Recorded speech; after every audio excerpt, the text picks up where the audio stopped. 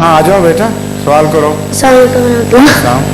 حضور میں نے ایک سوال کرنا تھا کہ جب اسکول میں جو بایولوجی کی پیریڈ ہوتا ہے تو وہ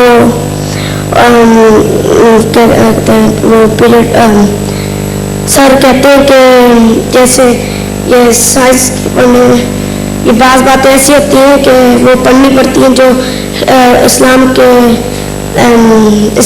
میں جائز نہیں ہے. مثلا کیا پڑھنا پڑتا ہے؟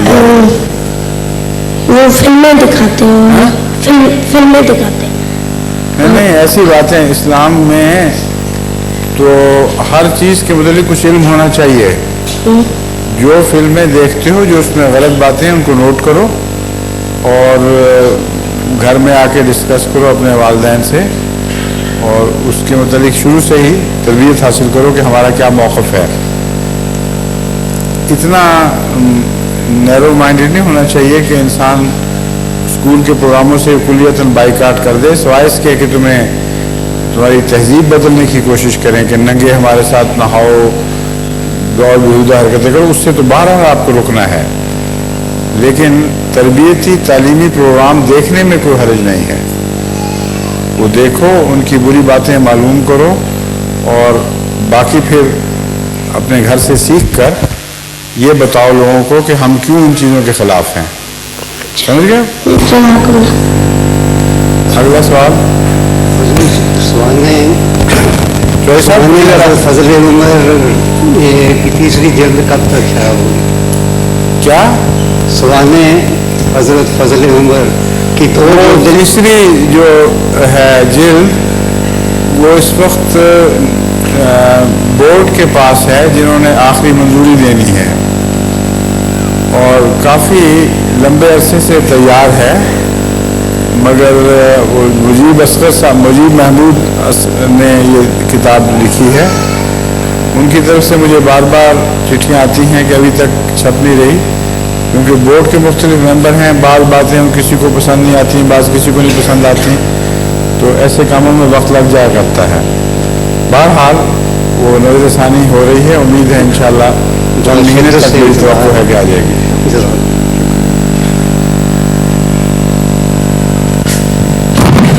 السلام علیکم. محمد طارق لون میرا نام ہے.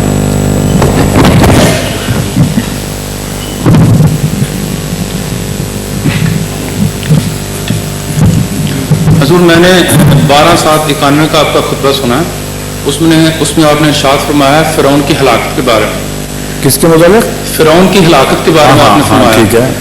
تو وہ نئی تحقیق جو میرے پاس سامنے آئی ہے میں اپنی کام مائدی اور کام علمی کی وجہ سے صحیح سمجھ نہیں سکا. اگر آپ مناسب سمجھیں تو اس کی کچھ روشنی ڈال سکیں. میں نے تو اس خطبے میں وضاحت سے بات کر دی تھی. کون سا ابہام رہتا ہے جس کے متعلق آپ پوچھنا چاہتے ہیں؟ بات یہ ہے کہ قرآن کریم میں ادرکہ الغرق کا لفظ آیا ہے اور دوسرے خطبے میں نے اس مضمون پر بھی تفصیل سے روشنی ڈالی تھی کہ ایک بات تو قطعی ہے کہ خدا نے اس کے جسم کو بچانے کا وعدہ کیا. پہلے ہم یہ اس کا مطلب سمجھتے رہے کہ صرف لاش کو بچانے کا وعدہ ہے لیکن اس کا ایک مطلب دوسرا بھی بنتا ہے عربی میں کہ ہم تمہیں بدنی طور پر تو نجات دے دیں گے روحانی طور پر نہیں دیں گے. یہ دونوں معنی ہیں نا امکانی. جب تحقیق میں مزید کی تو پتہ لگا کہ وہ فرعون جس کی لاش دریافت ہوئی ہے جس کو ہم نشان کے طور پر پیش بھی کر رہے ہیں یہ 90 سال سے زائد عمر میں تبھی موت فوت ہوا. تو اس کا مطلب یہ ہے کہ قرآن کریم کی وہ تشریح ہمیں کرنی پڑے گی جس کی قرآن کریم اجازت دیتا ہے. عربی زبان متحمل ہے اور اس تاریخی حقیقت سے اس مطابقت کھاتی ہے.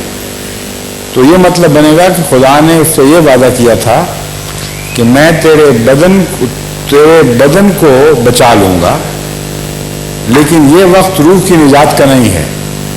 اس لیے ایک ایسے بدنصیب شخص کے طور پر تو کچھ اور دیر دنیا میں رہ جائے گا جس کی روح مردہ ہے روحانی لحاظ سے اس میں کوئی زندگی نہیں اور تجھے اس کے نتیجے میں جنت عطا نہیں ہوگی بلکہ جہنم جو مقدر ہو چکی ہے وہی رہے گی.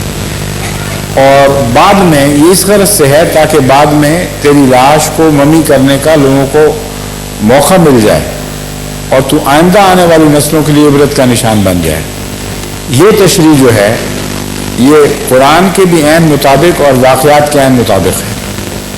صرف ایک اس پر ابہام رہ جاتا ہے کہ قرآن کریم نے جب فرمایا ادرکہ الغرق ہو کہ اسے غرق جب پہنچا تو اس کے متعلق میں نے تحقیق کی ہے. عام دنیا کی زبانوں میں ایک شخص جو ڈوب جائے اس کے لیے غرق کا لفظ استعمال ہوتا ہے عربی میں، لیکن ضروری نہیں ہوتا کہ ڈوبنے والا ضرور ہلاک بھی ہو جائے، بلکہ بعض دفعہ ڈوبنے والوں کو بچا بھی لیا جاتا ہے.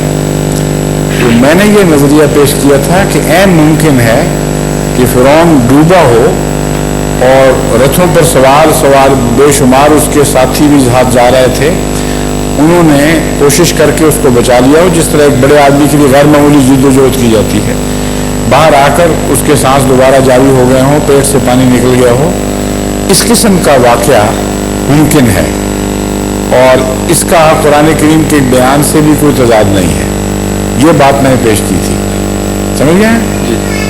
اب بتائیے اس پہ کوئی سوال ہے؟ میرا بات پوچھنے کا مقصد صرف اتنا تھا کہ چونکہ پہلے ہم اس بات کو عقیدے کے لحاظ سے ایسے پیش کرتے تھے کہ جب حضرت موسیٰ علیہ السلام پانی سے گزر رہے تھے تو فرعون بھی پیچھے آیا تو اللہ تعالیٰ کی ذات نے اپنے خاص فضل سے ان کو نکال لیا، ان کو تباہ کر دیا. بالکل ٹھیک ہے. ہم اسی چیز نہیں، ابھی بھی یہی ہے، ابھی بھی تو یہی ہے، اس میں کوئی تبدیلی نہیں. وہ سارا لشکر غرق ہو گیا، فرعون سمیت ڈوبا، لیکن کچھ آدمی پھر بھی بچ سکتے ہیں. جب ہم کہتے ہیں لشکر غرق ہو گیا تو مطلب یہ تو نہیں کہ 100% مر گیا ہوں. آرمیز راؤٹ ہو جایا کرتی ہیں، پھر بھی کچھ سپاہی بچ جایا کرتے ہیں. تو قرآن کریم کا جو یہ وعدہ ہے خدا کا کہ میں تیرے بدن کو نجات بخشوں گا، اس سے بات چلی ہے ساری. بدن کو نجات کا ایک مطلب تو یہ ہے کہ باقی فرعونوں کی طرح تیری لاش بھی باقی رہے گی، لیکن وہ پھر نجات کیا ہوئی؟ وہ تو سارے فرعونوں کو یہی ہوا کرتا تھا. اس دعا کے قبولیت کا استثنائی کیا معاملہ ہے، یہ بحث اٹھتی ہے. اس لیے میں نے بیان کیا تھا خطبے میں، ہمیشہ میرے ذہن میں یہ بات رہا کرتی تھی کہ کوئی بات ایسی ضرور ہے. یہ لفظ جو ہے کہ میں تیرے بدن کو نجات بخشوں گا، اس کا صرف یہ ترجمہ کر لینا کہ ممی بنائی جائے گی یہ کافی نظر نہیں آتا. تو ایک تاریخی تحقیق کے دوران جب میں نے فرعون کے متعلق انسائکلوپیڈیاز مختلف اکٹھے کر کے ان کے اقتباسات پڑھے تو مجھے یہ معلوم کر کے تعجب ہوا کہ جو فرعون حضرت موسیٰ سے ٹکر لینے والا تھا، جس کی لاش دوبارہ دریافت ہوئی ہے غیر معمولی حالات میں، جو عبرت کا نشان بنی ہوئی ہے، وہ تو 90 سال کی عمر میں غرق ہوا ہے، مرا ہے. تو اس کا مطلب یہ ہے کہ غرق کا واقعہ تو بہت پہلے کا ہے. اس لیے غرق ضرور ہوا تھا، اکثر اس کی آرمی راؤٹ ہو گئی ہوگی اور حضرت موسیٰ کے پیچھا کرنے میں ناکام ہو گئے. جب وہ ڈوب رہے تھے، مشکل سے زندگیاں بچانے کی کوشش کر رہے تھے، تو ان میں وہ بھی تھا، لیکن خدا کے وعدے کے مطابق استثنائی طور پر ڈوبنے کے باوجود زندہ بچ گیا. یہ شکل بن رہی ہے، سمجھیں؟ اب تسلی ہے؟ شکریہ. آگے آ جائیے. وعلیکم السلام. میں آپ سے 2 سوال ہیں. ایک تو یہ ہے کہ نبی کریم صلی اللہ علیہ وسلم کا جب وصال ہوا، ذرا اس کو اپنے چہرے کے سامنے یوں رکھیں، نہیں آنکھوں کے سامنے نہیں، سامنے. ہاں. جب نبی کریم صلی اللہ علیہ وسلم کا وصال ہوا تو آپ کے جو جنازے کے متعلق ہے، آپ کے دعا کرتے نکل گئے تھے یا آپ کا جنازہ بھی کسی نے پڑھا؟ کس کا؟ رسول اکرم صلی اللہ علیہ وسلم کا جو آپ کا تاریخ سے ثابت ہے کہ مختلف وقتوں میں جو پارٹیاں، جو گروہ حاضر ہوتے تھے وہ سارے جنازہ پڑھتے تھے آگے. جب تک تدفین نہیں ہوئی اس وقت تک یہ خبر پھیلی ہے جب، تو مختلف ٹولیوں میں صحابہ پہنچنے شروع ہوئے اور جو ٹولی پہنچتی تھی وہ نماز جنازہ وہاں پڑھ لیتی تھی. ایک سے زیادہ کئی مرتبہ جنازے ہوئے ہیں. ویسے اسی طرح سے جس طرح ہم क्या पढ़ते थे आप? जैसे अब हमारे ये जनाजा आदमी जो आगे रखे हैं, जनाजा उसी तरह पढ़ते थे जिस तरह जो सुन्नत का तरीका है, वो तो रसूल सल्लल्लाहु अलैहि वसल्लम ने खुद दिखा दिया था उनको, उसमें तो तब्दील करने का सवाल ही नहीं था कोई।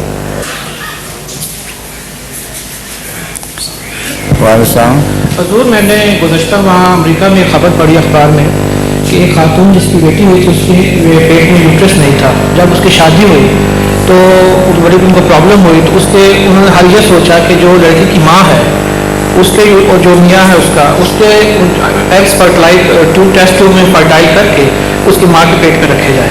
अब वो उसमें खबर के मुताबिक यह था कि उसके ट्विंस बेटियों की पैदाइश होगी। इसकी इस्लामी नुक्ता नज़र से ये मुझे नहीं पता वाक़या गप है या सच है। नहीं, आपने तो पढ़ा होगा मगर मैंने नहीं पढ़ा। गप इन मानों में कि बाद रिपोर्टें गलत होती हैं, तहकीक तलब होती हैं। आपने पढ़ा तो ज़रूर होगा, इस पर शक नहीं है, लेकिन ऑथेंटिक रिसाला था या नहीं उसकी तहकीक तलब चीज़ें, आप उसका हवाला मुझे दें। जो भी है आप मुझे हवाला भेजें ताकि मैं तहकीक करवाऊँ। दूसरी बात यह है कि जिसके पेट में बच्चा पलता है, जिसकी यूट्रस में, वही माँ है, दूसरी माँ नहीं बन सकती। दामाद ने अगर अपनी सास से बच्चा ले लिया तो मेरा तो कसूर नहीं कोई इसमें। उस पागल से पूछें जिसने ऐसा किया। बच्चा तो सास के उसकी सास ने उसकी बीवी का काम किया, बस इतनी बात है।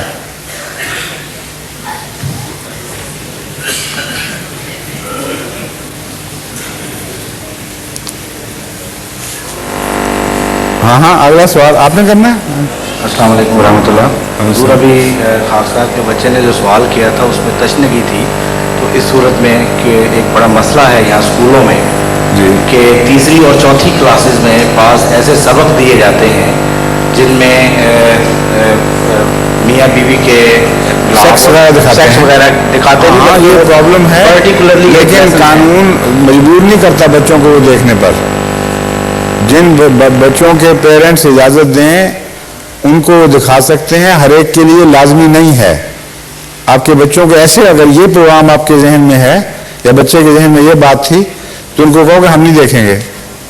हाँ, तो हमें कोई ज़रूरत नहीं है। कहो तुम सारी कौम बेहया हो चुकी हो, हमें क्यों बेहया करते हो? साथ बेहयाई के नताइज भी देख रहे हो, इतनी सज़ा पा चुके हो, तुम्हारे घर टूट गए, तुम्हारे अमन उठ गए, एड्स की बीमारियों ने कब्जे कर लिए, और हमें क्यों अपनी तरफ गंद की तरफ खींचते हो? तुम्हारी अच्छी बातें हम लेंगे, बुरी बातें नहीं लेंगे। खुल के साफ बात करनी चाहिए। सवाल ये था कि जब हम नमाज पढ़ते हैं तो इसमें जो सूरतें हम पढ़ते हैं कुरान पाक की, आया इनमें तरतीब ज़रूरी है या? हाँ, ये कहीं ये छोटी छोटी बातें ऐसी हैं जिनमें खामखा ज़रूरत से ज़्यादा अहमियत नहीं देनी चाहिए। तरतीब अगर हो जाए तो अच्छी बात है, लेकिन ना हो तो किसी को एतराज़ का हक नहीं, क्योंकि कोई कुरान और सुन्नत से ऐसा हवाला साबित नहीं है कि हुक्म हो कि तरतीब से पढ़ो, आगे पीछे होता है। इसका सबूत ये है कि हज़रत सल्लल्लाहु अलैहि वसल्लम के ज़माने में एक सहाबी को ये आदत थी कि हर नमाज में, जब वो तिलावत करता था तो सूरह फातिहा के बाद पहले कुल हुवल्लाहु अहद पढ़ा करता था, सूरह तौहीद की तरह, इखलास या तौहीद की तिलावत करता था, और बाद में फिर दूसरी सूरत पढ़ता था। किसी ने शिकायत हज़रत सल्लल्लाहु अलैहि वसल्लम से की, आपने उसको बुलाकर पूछा तो उसने कहा, या रसूलल्लाह, मैं इसलिए पढ़ता हूँ कि मुझे सूरह इखलास से बेहद मोहब्बत है और इसके बगैर मुझे सुरूर नहीं आता, तो मैं ये भी पढ़ता हूँ, साथ दूसरी सूरत भी पढ़ देता हूँ। कहीं साबित नहीं कि हुज़ूर सल्लल्लाहु अलैहि वसल्लम ने यह फरमाया हो कि चूँकि सूरह इखलास आखिर पर आती है इसलिए पहली सूरतें पहले पढ़ा करो, बाद में ये पढ़ा करो। यह मौका था जब ये नसीहत फरमा सकते थे, ऐसी कोई नसीहत नहीं फरमाई। जिसका मतलब ये है कि जिस तरह आजकल लोग समझते हैं कि तरतीब लाजिम है, वो दुरुस्त नहीं। मगर आम तौर पर जब इंसान को पता हो कि ये आयत पहले की है, ये बात की है, ये सूरत पहले की, वो बात की है, तो तबन दिल में ख्याल आता है कि तरतीब से पढ़ूं। दस्तूर नॉर्मल यही होना चाहिए अक्लन, लेकिन फ़र्ज नहीं है।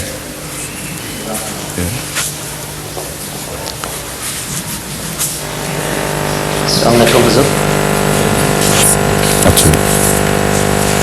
جی فرمائیے. میرا سوال ہے عرب میں جو لوگ رہتے ہیں ہمارے احمدی ان کے لیے یہ پرابلم ہے کہ مسجدیں قریب ہوتی ہیں تو بعض دفعہ بچوں کی ماں کہتے ہیں جو نماز جماعت پڑھ لیں آپ جا تو بعض بچے مجھے بتاتے ہیں تو میں کہتا ہوں کہ جماعت گھر میں پڑھا کریں آپ.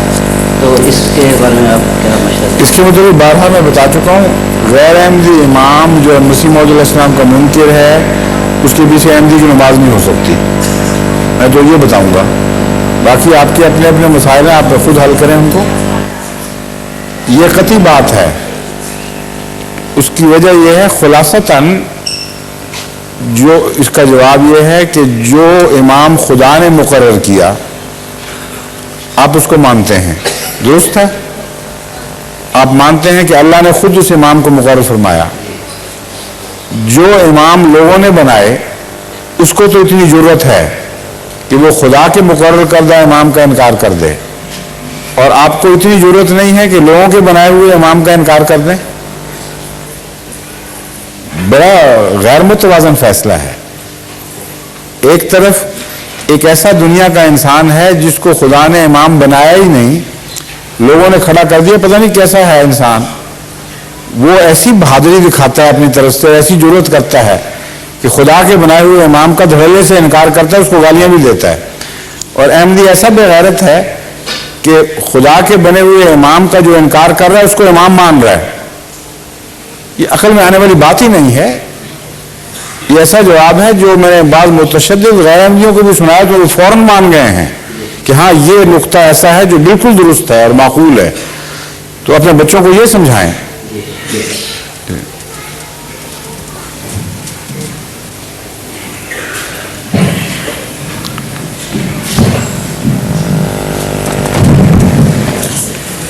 وعلیکم السلام. آپ کے سوال کے بعد دو سوال خواتین کی طرف سے آئے ہوئے ہیں. پہلے میں وہ جواب دوں گا, بعد میں وہ تشریف لائیں دوسرے دوست. جی حد سے زیادہ غصہ پر قابو پانے کے لیے کوئی آسان؟ حد سے زیادہ غصہ؟ ہاں اس کا طریق رسول اللہ صلی اللہ علیہ وسلم نے بیان فرمایا ہوا ہے کہ غصہ آئے تو فوری کوئی بات نہ کرو. یہ فیصلہ کر لو کہ میں نے اس حالت میں کچھ نہیں کہنا.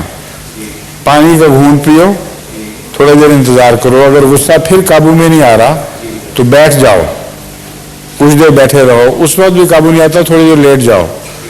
جب سمجھو کہ میرے حواس اعتدال پر آ گئے ہیں پھر بات کرو. ایک یہ طریق ہے. دوسرا ہے عام طریق غصے سے پہلے, وہ دعا کا ہے. دعا کریں اور کچھ غصہ کم کرنے والی ہومیوپیتھک دوائیاں کھائیں. ٹھیک ہے, بیٹھ جائیں.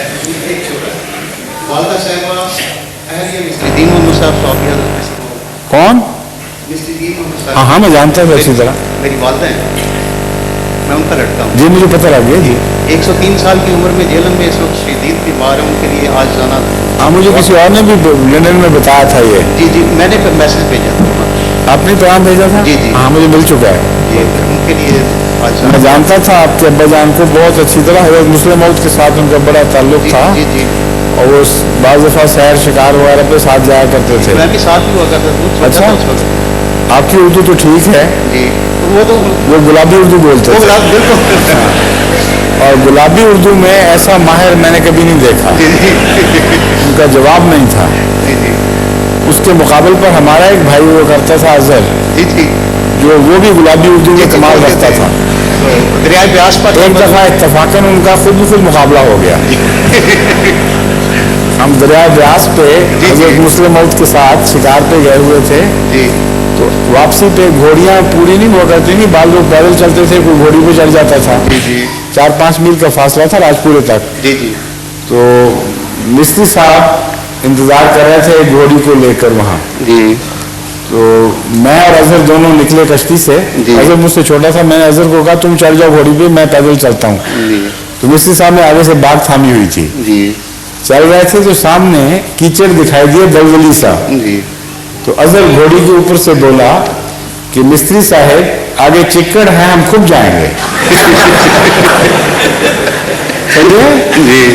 مستری صاحب آگے چکڑ ہے, ہم خود جائیں گے. انہوں نے بے ساختہ جواب دیا تم بھی کوئی روم میں جو پھر جاؤ گے.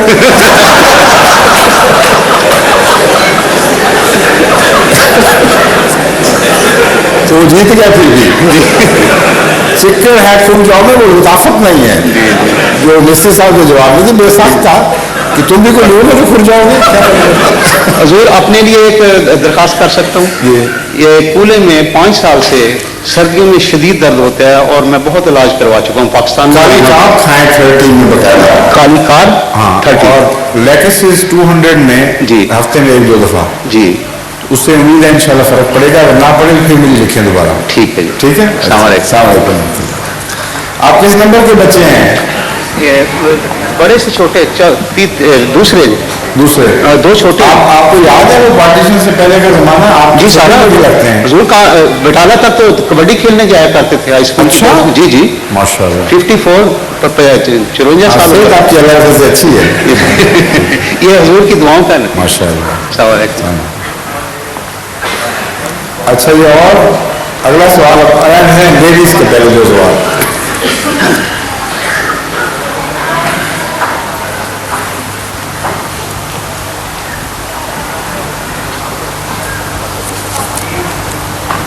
एक किसी साहबा ने सवाल किया है कि मेरी बच्ची छोटी है, हम फिल्में वगैरह या लघु प्रोग्राम होते हैं तो मैं उसको मना करती हूँ कि अहमदी ये नहीं करते, तो आगे से जवाब देती है कि फलां ऐसी बात क्यों करता है। पहले तो इस बात की तरबियत की ज़रूरत है। फिल्मी कोई प्रोग्राम कभी देख लिया जाए और उसकी बदी से बच जाया जाए तो इतना नुकसान नहीं जितना इस गंदे रुझान का नुकसान है। जब कोई नसीहत करे आगे से टका सा कोई जवाब दे कि फलां क्यों करता है, इसका जवाब तो ये है कि फलां गंद खाता है तो तुम भी गंद खाओगी। ये जवाब में जो दिया है बच्ची ने, ये टेढ़ापन है, ये उसका दुरुस्त कराया अभी से, वरना सारी उम्र यही होगा। आमतौर पर हमने देखा है जब कोई ओहदेदार कोई नसीहत करता है किसी को तो आगे से जवाब दे देता है कि फलां क्यों करता है, फलां का बेटा क्यों करता है, फलां क्यों करता है। इसका मतलब है कि ऐसा शख्स अपने लिए हमेशा के लिए नसीहत के दरवाजे बंद कर देता है, महरूम रह जाएगा। तो इस बच्ची की ज़्यादा खतरनाक बात की पहले इस्लाह करें, बाकी बातें बाद में देखी जाएंगी। बाज़ दफ़ा छोटे मोटे फिल्मी प्रोग्रामों में ज़्यादा सख्ती करने से नुकसान हो जाता है। बच्चे समझते हैं कि ये तो बहुत ही मुतस्सब जाहिल लोग हैं और बाकी जगह सूलते हैं, फिर वो चोरी चोरी दूसरों के साथ जाके देखते हैं। आपने तरबियत करनी है और तरबियत के लिए हौसला भी चाहिए और अक्ल भी चाहिए।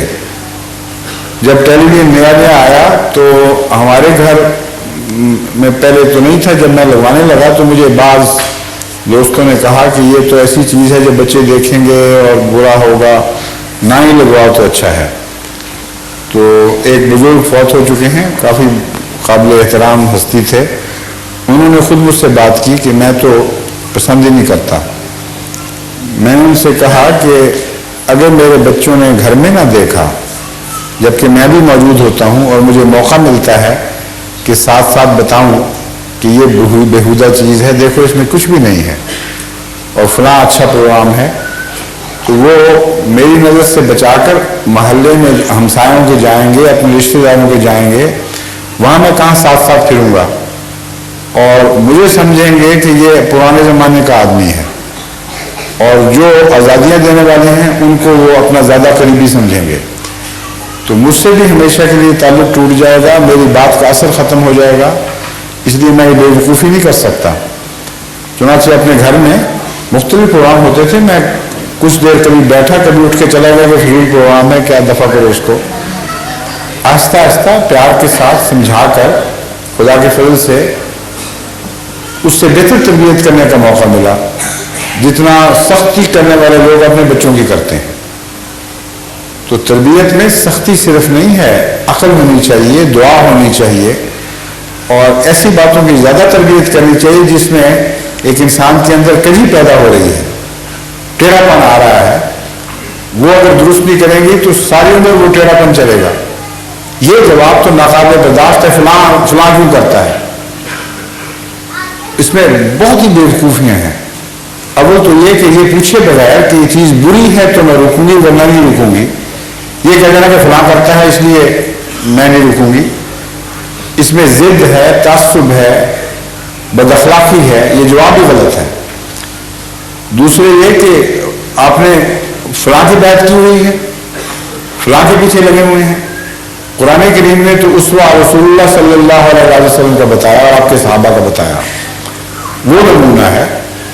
یہ جواب سکھانا چاہیے کہ میرے خیال میں تو حضرت صلی اللہ علیہ وسلم یہ فرمایا کرتے تھے، یہ کرتے تھے، اس لیے آپ کو حق نہیں روکنے کا.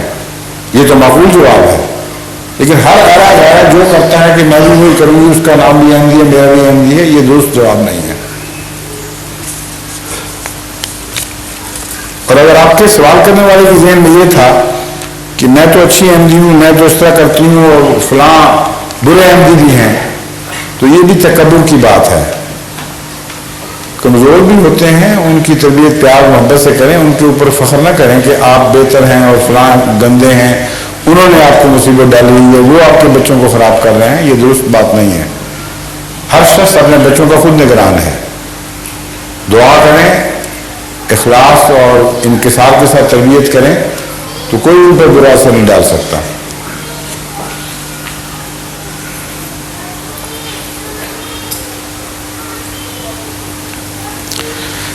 ایک سوال یہ ہے کہ کیا یہ بات جائز ہے کہ بینک میں فکس ڈپازٹ پہ روپیہ رکھا جائے اور اس کی آمد کو اپنے ذاتی کام میں لایا جائے؟ یہ درست نہیں ہے.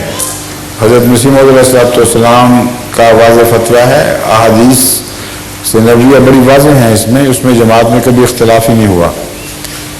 جو قرضہ، جو سود کی رقم آپ کو بینک سے ملتی ہے اس کو صرف دین کے سپرد کیا جا سکتا ہے اور کسی کام میں نہیں لایا جا سکتا. چندہ بھی اس سے نہیں دے سکتے. وہ جو دین کو دینا ہے اس کا یہ مطلب نہیں کہ آپ کی طرف سے چندہ ہو جائے گا. حضرت مسیح موعود علیہ السلام نے یہ اقتباس فرمایا کہ یہ رقم گویا آپ کے کام نہیں آ سکتی، خدا مالک ہے، اس لیے خدا کو لوٹا دو، یہ مجبوری ہے. اس کے سوا دوسرا ایک حضرت مسیح موعود علیہ السلام نے راستہ یہ کھلا رکھا. آپ نے فرمایا کہ وہ لوگ جو تجارت کرتے ہیں ان کو سودی کاروبار میں ملوث ہونا پڑتا ہے. عالمی نظام ایسا ہو چکا ہے، چاہے کراہت سے ملوث ہوں ضرور کچھ نہ کچھ ہو جاتے ہیں. اگر ان کو تجارت کے دوران کچھ روپیہ دینا پڑے بینکوں کو تو جو بینک جو روپیہ دیتے ہیں اس کے حساب میں وہ وضع کر سکتے ہیں تاکہ لین دین برابر ہو جائے. اس کے سوا ذاتی استعمال میں سودی روپیہ لانے کی اجازت نہیں ہے. آئیے اب اگلا آپ آئیے. وعلیکم السلام رحمۃ اللہ. کائنات کا انسان کا سب اشرف المخلوقات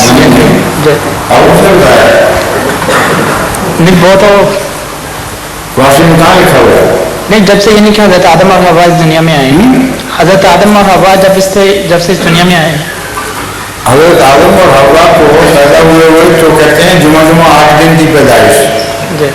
ان کو تو 7,000 سال نہیں ہوئے، 6,000 سال میں ہیں. ان سے تو لمبی عمر کے درخت میں نے دیکھے ہوئے ہیں. امریکہ میں ایک درخت ہے جو 7,000 سال سے زیادہ عمر کا ہے. تو ساری آدم کی نسل اس سے چھوٹی ہے. تو آپ کا خیال ہے کہ آدمی اس وقت وجود میں آیا تھا 6,000 سال پہلے؟ نہیں.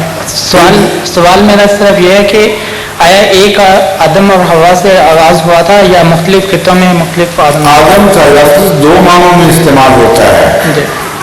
ایک معنی ہے مذہبی اصطلاح، اس میں آدم سے مراد وہ پہلا انسان ہے جس پر خدا نے وحی نازل فرمائی اور اسے ایک ایسی شریعت عطا کی جس کے سلسلے پر بالآخر مذہب نے ارتقا کرتے ہوئے اسلام تک پہنچنا تھا، اور جس سلسلے پر حضرت اقدس محمد رسول اللہ صلی اللہ علیہ وسلم نے ظاہر ہوا تھا، وہ آدم جو ہے اسے گزرے ہوئے 6,000 سال گزرے ہیں.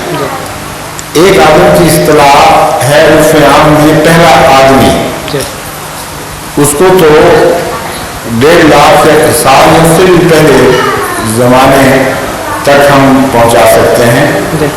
ان معنوں میں کہنا پہنچا سکتے ہیں کہ مختلف سائنسدانوں کے مختلف اندازے ہیں اور آدم کی تعریف میں بھی اختلاف ہے.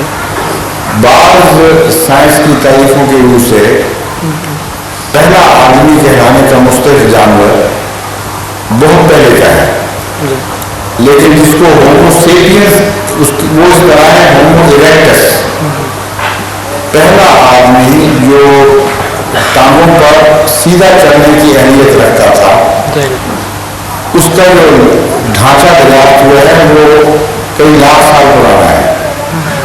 ایک ہے ہومو سیپین, وہ بعد کے انسان پر اصطلاح جو ہے صادق آتی ہے, جس میں انسان کچھ زیادہ عقلمند ہو چکا تھا, اس کے دماغ کا سائز بھی بڑھ گیا تھا اور سوشل زندگی گزارنی شروع کر دی تھی.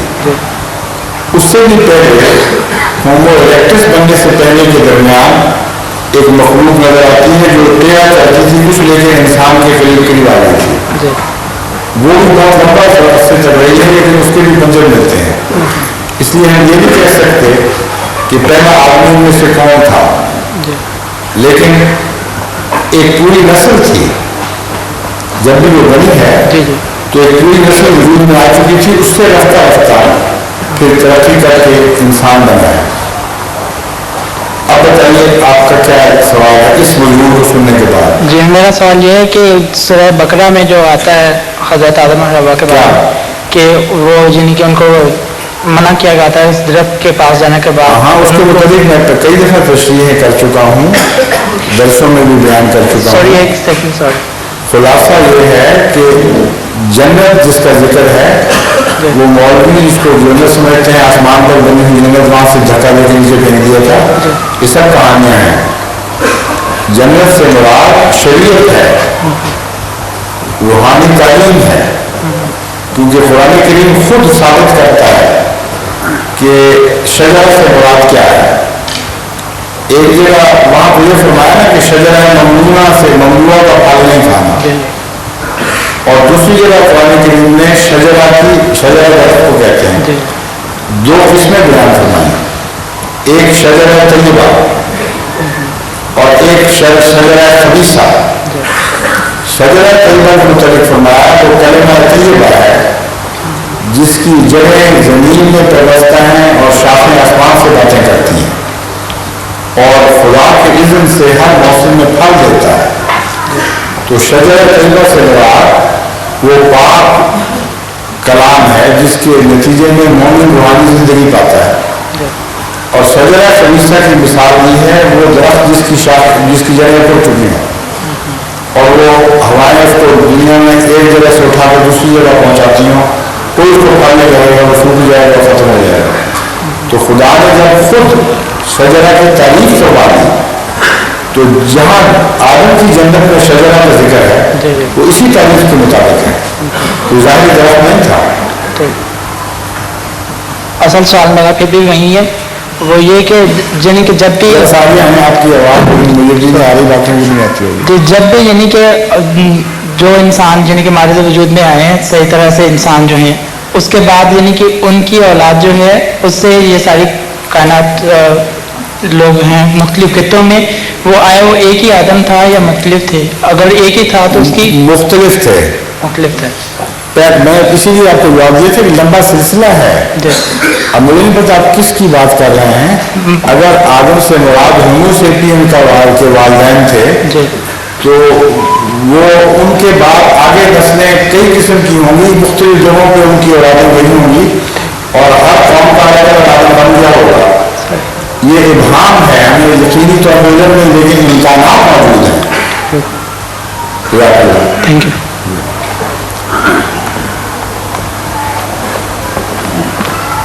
Assalamu alaikum. My name is Abdul Rashid. I am in Nigeria. I am a Muslim, and my father is a Ahmadiyya movement in Nigeria.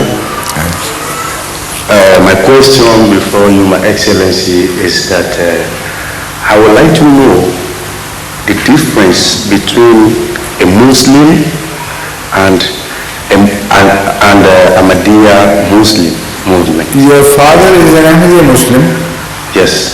and still you don't know the difference? Not really that I don't know. I'm not You sure. see, I can only tell the main features, differentiating features. Okay. All Muslims believe that a promised reformer would appear from God in the latter days.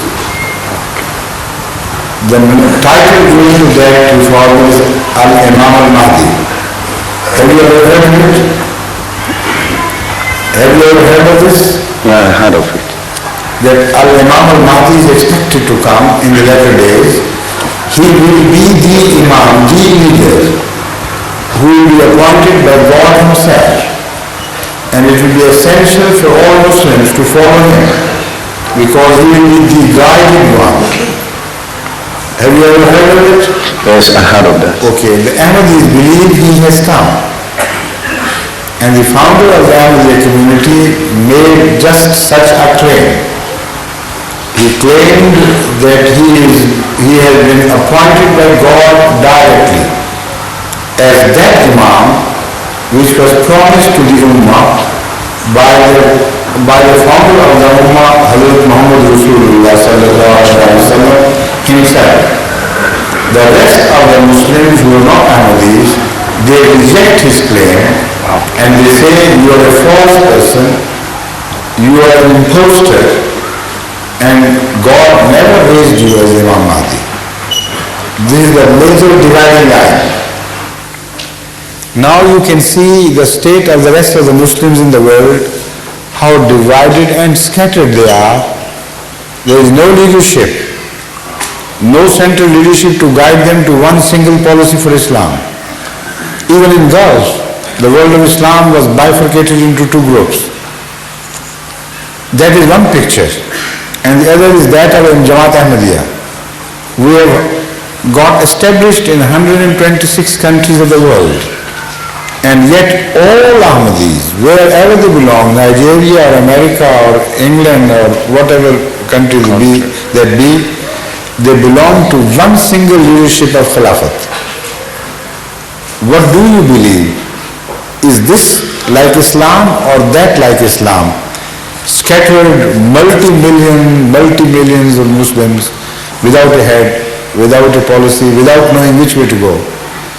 So that shows that Imam Mahdi was right. He was appointed by God. It was a leadership created by God. Otherwise he himself should have got disintegrated. So Khilafat is a proof that Imam Mahdi was right. And that is why we invite the rest of the world to come and join us. Right? Thank you. I think we better introduce some of the Muslims to Ahmadiyya. Jazakumullah. Thank you. Assalamu alaikum. Wa alaikum assalam wa rahmatullah. अस्सलाम वालेकुम। हजूर मेरा सवाल ये है कि क्या एक मुसलमान माइक्रोफोन के सामने बात करें। हजूर मेरा सवाल ये है कि क्या एक मुसलमान गैर मुस्लिम लड़की से निकाह कर सकता है कि नहीं? कर सकता है। अगर लड़की निकाह के बाद अपने मजहब पर कायम रहे उसके लिए क्या हुक्म है? फिर भी रह सकता है, सवाए इसके कि उसकी तरबियत ऐसी गंदी हो कि वो औलाद को ख़राब करे। ऐसी सूरत में जबकि मजहब के नुकसान का ख़तरा पैदा हो जाए और ये ख़तरा हो कि माँ औलाद को गलत तरबियत करके जहन्नमी बना रही हो, बेहुदा हरकतें पैदा कर रही हो या अपने मजहब से बेजार कर रही हो, ऐसी सूरत में खामद को तलाक दे देनी चाहिए।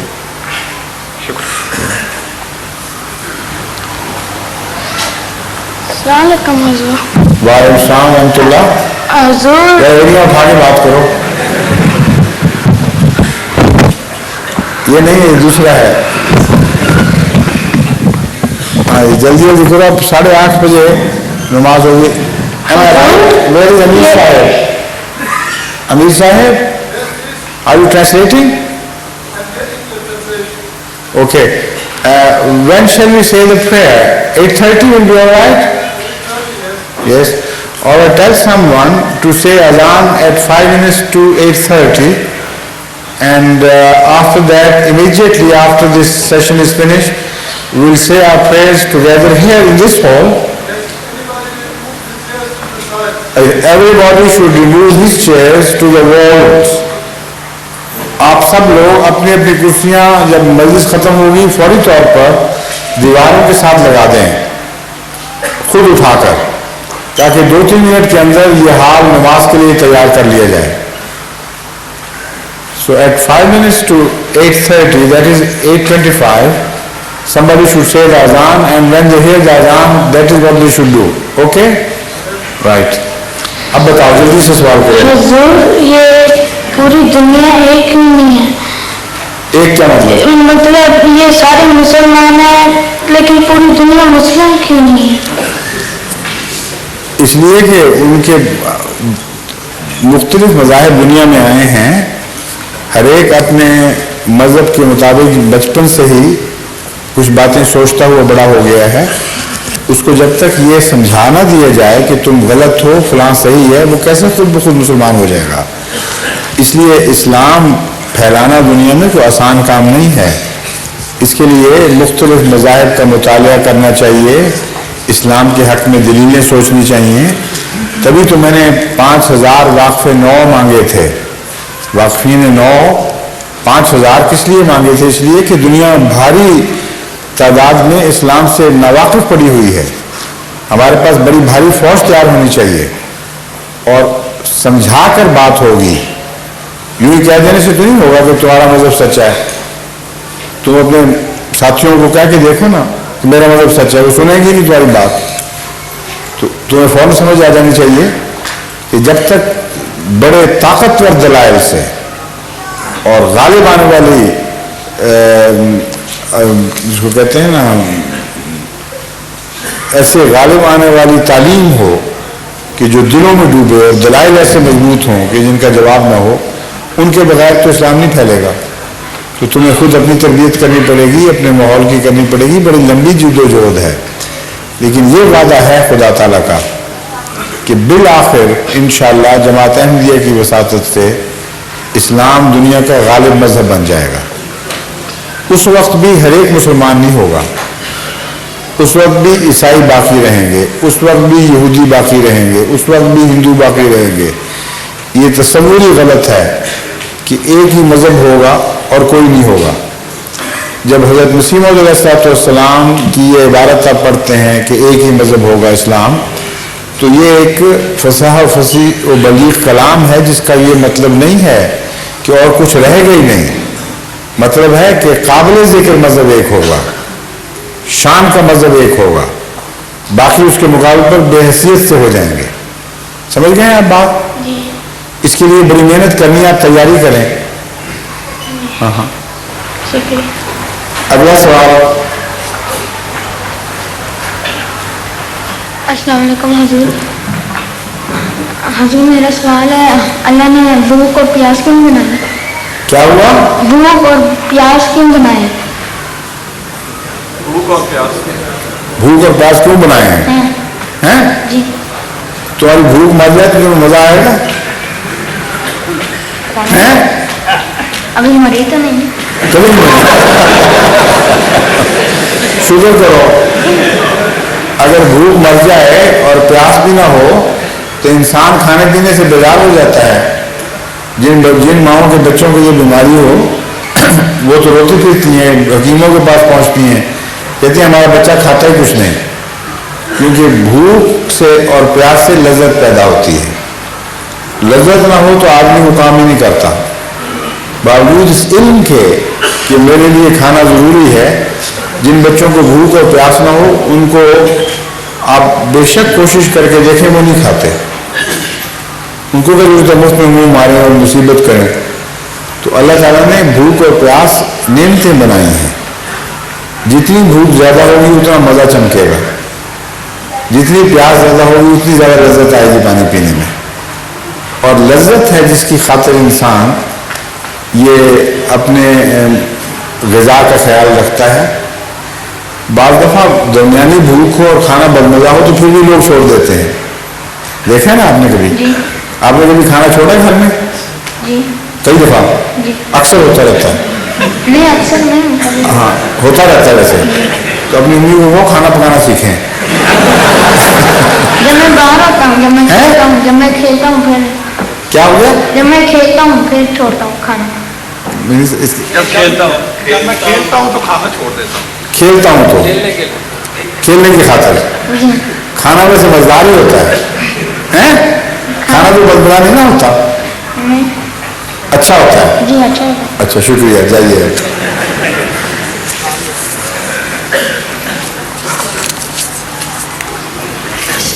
अस्सलाम वालेकुम। वालेकुम। मेरा नाम निसार अहमद है, रंगसबुर्ग से आया हूँ। मैं कुछ बीमार था, आपको एक लेमन में ख़त लिखा था, आपने दवाई तजवीज़ की है तो वो इस्तेमाल कर रहा हूँ।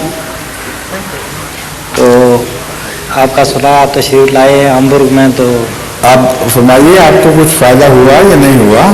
जी कुछ अभी तो खास नहीं है, खास थी कि आप अपनी बीमारी बात सुन लीजिए जी, अपनी बीमारी के मुतल्लिक पॉइंट्स लिखकर जी, और ये दवाई लिखकर प्राइवेट सेक्रेटरी की सुपुर्द कर दें जी, ताकि उसकी रोशनी में नई दवाई तजवीज़ कर सकें। जी बेहतर। जब तक आपको फ़ायदा ना हो, होम्योपैथिक में बहुत से इम्कानात होते हैं, एक दवाई नहीं तो दूसरी काम आ जाती है, दूसरी नहीं तो तीसरी आ जाती है। जी जी। तो मैं इंशाल्लाह नुस्खा तजवीज़ करता रहूँगा। हफ्ता 10 दिन तक दवा खाया करें, जी जी। अगर इफाका ना हो तो फिर दोबारा लिख कर भेज दिया करें, ठीक है जी, बहुत मेहरबानी, शुक्रिया जी।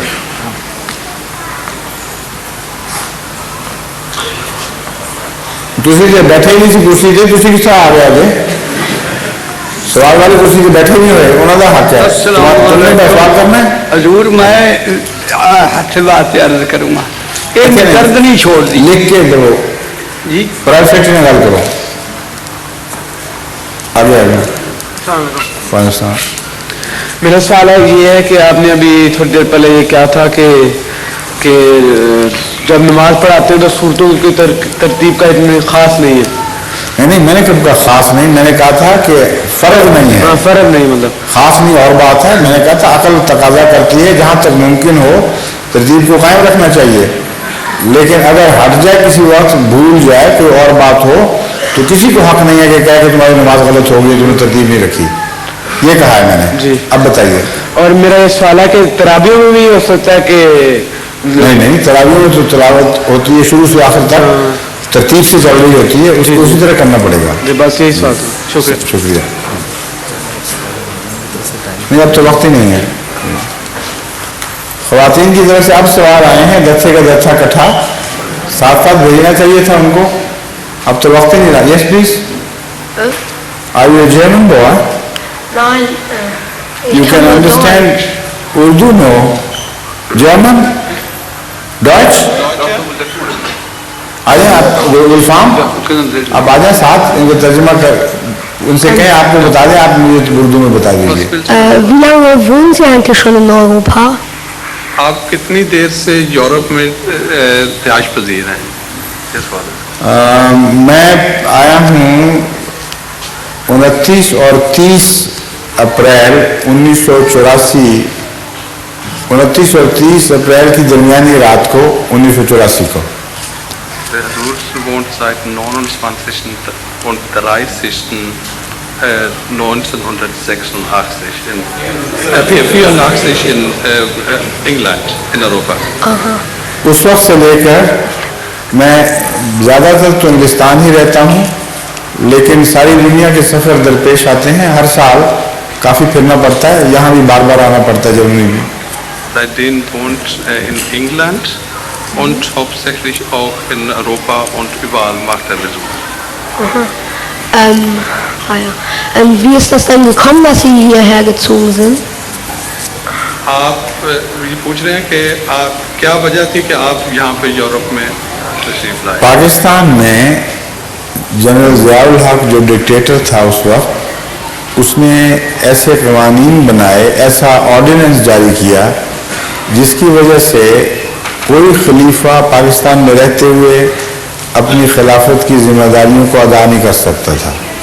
इसलिए दो रास्ते थे, या तो वो कानून तोड़े और जेल में जाए, उस सूरत में भी वो जमात से मुनक़ते हो जाता था और अमलन खलीफा होते हुए भी अपने फ़राइज़ सर अंजाम नहीं दे सकता था। दूसरे पाकिस्तान में बैठे और खिलाफत के हकूक़ अदा न करे, उस सूरत में भी मुर्दा लाश की तरह रहता। तीसरा इम्कान ये था कि मुल्क छोड़कर ऐसी जगह हिजरत कर जाए जहाँ उसके फ़राइज़ मनसबी आसानी से अदा होते रहें और पाकिस्तानियों की भी वहाँ बैठकर बेहतर रहनुमाई कर सके।